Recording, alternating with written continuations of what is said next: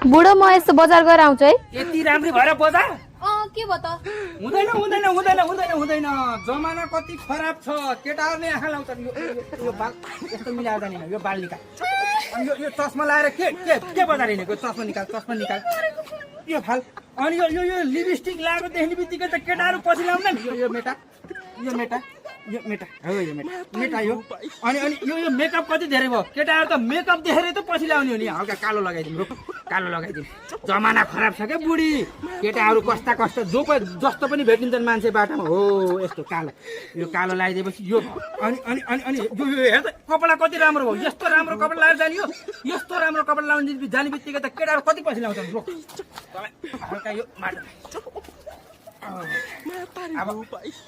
अनि यो हिल देखेपछि त एक नम्बर केटाहरू पछि लाउने हो हिल खोल यो हिल खोल यस्तो लाएर गएपछि त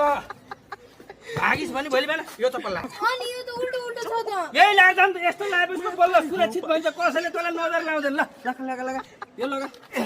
अब हो यो ओढेर जाने सर्लक्क ओढेर जाने पुरै शरीर ढाकेर हिँड्ने हो क्या शरीर ढाकेर ल हो यसरी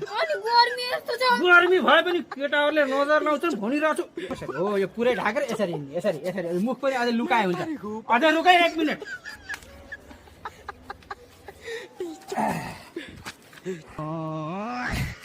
ल बुढी ठिक छ ल अब जा